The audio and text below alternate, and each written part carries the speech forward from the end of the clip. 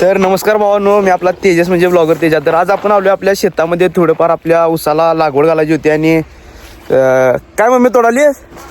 हां, बावच्या तोडायच्या होत्या. मम्मी तिकडे बावच्या तोडाल्या, इकडे पप्पाने आता लागवड काढून घेतल्या. आता थोडीफार लागवड टाकायची, त्याच्यानंतर आपल्याला आता पाणी पाजायचं आहे. निघलं का? निघेल आता निघते. मगापासून असं करायला पाहिजे होते, काढत बसला वगैरे. ही काय आहे? ही काय? हे बायो पॉवर नाही लागवड ना. ते मिक्स करून टाकायचं का दोन्ही पण? मिक्स करू. अशी एवढी घालायची. केवढी तेवढी घालायची आणि पुढं असं हे चालतं. जरा काय तरी हां असे एक मूठ दोन निघाला का हां तरी घालू बस. आपला इथला वरच्या साईडचा ओपा होता तो आता कंप्लीट झालेला आहे. त्यानंतर आपण आता खालच्या साईडला जायचं आहे, इकडं तो पण आपलाच ओपा आहे. तिथं जाऊन आता लागवड घालायची आहे. इथलं आता घालून आपली थोडीफार झाली आहे, सगळीच थोडीफार बनायची सगळीच झाली आहे. आता इथं आपल्याला पाणी पाजायचं आहे, लागवड घातलेली आहे त्यामुळं. आणि आता जाऊया आपण खालच्या ओप्यामध्ये आपल्या. या आम्ही आमच्या शेतात भेंडी, बावची, टोमॅटो, वांगी, कोथिंबीर लावली आहे. ती आम्ही आता काढायला आलो. तसंच लावणीला लागवड पण घालायला आलो. हे रोपटा आहे बघा बावचीचं. ह्याला आता बावच्या भरपूर अशा लागलेल्या आहेत. आणि आता मम्मी आमची काढायला इकडं व्यवस्थित सगळं. हे सगळं काढून आता आपण आपलं घरचं आपण घरातच खातोय, बाहेरचं कुठलं घेत नाही किंवा याच्यावरती आपण काय औषध वगैरे काय फवारत नाही. ह्यो मेन विषय आहे. हे बघा कशा लागल्यात टोमॅटो, त्यासोबतच इकडं भेंडी पण लागल्यात चरचरीत अशी. तर निम्म्याला जास्त प्रमाणात आपल्या शेतामध्ये आता लागवड टाकून झालेली आहे. मग आता लागवड टाकल्या म्हटलं आता आपल्याला पुढचं काम आहे की ते पाणी सोडायचं आहे. त्यामुळे आपण आता मोटर चालू करायला जायचं आहे. आता चला तर मग मोटर चालू करून येऊया, म्हणजे तिथं पाणी येईल आपल्याकडे. कसं आहे आपली लॉड लुंडा घेऊन आता आपण जायचं आहे पाणी चालू करायला. मोटरीकडे चालू आहे आता. चला तर आपण मोटर चालू करायला जायचं आहे. तिथं आपली मोटर आहे, तिथं जाऊया. चला आपल्या तात्यांची विहीर आहे, आपलं बासू तात्या, त्यांची विहिरीतलं आपण पाणी घेतोय आपल्या शेताला आणि पाजायसाठी. आणि इथले सगळे असे पाईप गेलेले आपल्या शेतापर्यंत. तर इथं चालू केलं की डायरेक्ट पाणी पडते. पाणी पडलं की मग संपला विषय. चला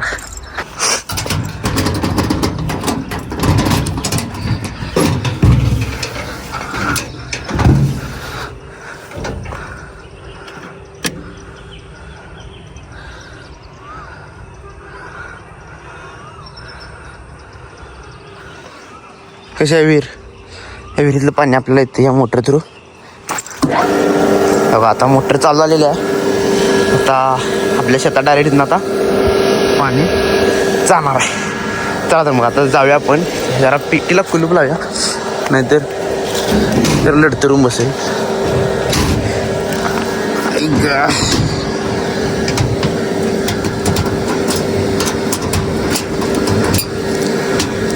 इकडं आता जस्ट नुसतं आपण पाणी चालू केले आणि इकडं आता पाणी पाटाला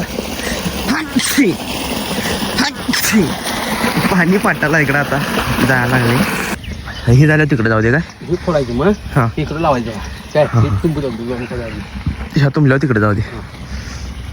खालचं झालं काय लागवड टाकाय तिकडे. मग नाही हे थांबायला थांबायला कसं दोन झाले एवढे झाले का नाही. हां ठीक आहे, तर ते लाव इकडे अडवून हे काढ ना हे काढून इकडे लावायचं इकडं समोर.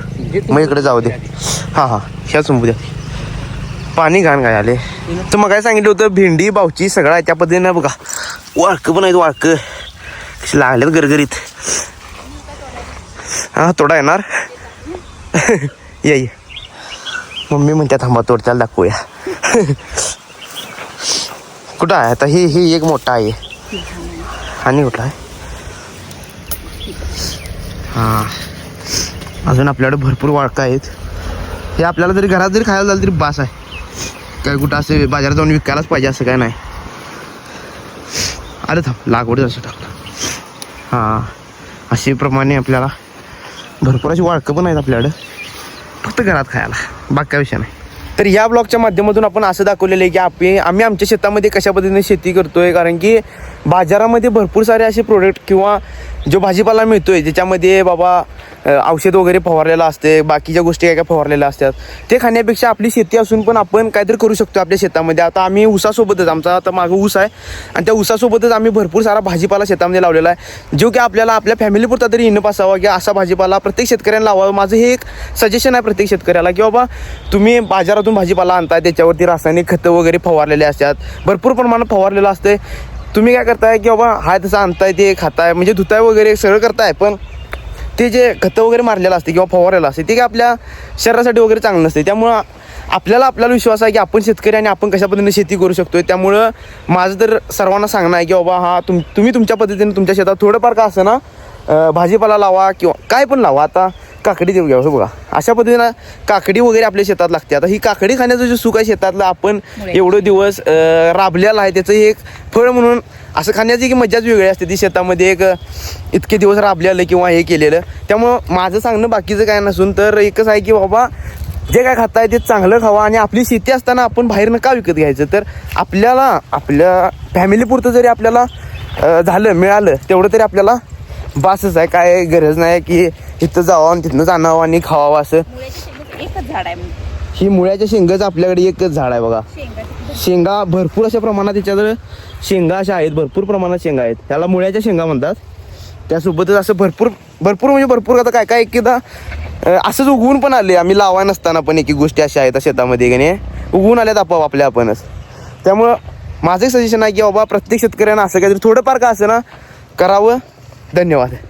भेटूया आपल्या पुढच्या ब्लॉगमध्ये. असंच आपल्या चॅनलला सबस्क्राईब करा, त्यासोबत व्हिडिओला सर्वांना लाईक करा, कमेंट करा आणि जाता भावाला सबस्क्राईब करा व्हिडिओ विसरू नकोसा भावांनो. आपण आपले 1600 ते 1700 सबस्क्रायबर आज यूट्यूबवरती कंप्लीट केलेलं आहे. त्यावर तुमच्या सर्वांचं मनापासून मी आभारी आहे. त्यासोबतच इथून पुढे जे काय आपले ब्लॉग येणार आहेत किंवा शॉर्ट्स येणार आहेत, फनी व्हिडिओज येणार आहेत, त्यांना असा सपोर्ट करा. त्यासोबत इंस्टाग्रामवरती देखील भरपूर प्रमाणात आपल्याला लोक फॉलो करत आहेत. आपला कंटेंट त्या पद्धतीनं आहे, व्हिडिओज आपले त्या पद्धतीनं जात आहेत, रीच आपल्याला अकाउंटला मिळालेले आहे. त्यासोबतच थोड्या दिवसातच आपलं अकाउंट पण यूट्यूबचं असो मॉनिटाईज होणार आहे. त्या तुमच्या सर्वांच्या आशीर्वादाने ह्या गोष्टी सगळ्या घडत आहेत. त्यामुळं मला असा सपोर्ट करा आणि व्हिडिओज आपले बघत राहा. धन्यवाद. भेटूया आपल्या नेक्स्ट ब्लॉगमध्ये.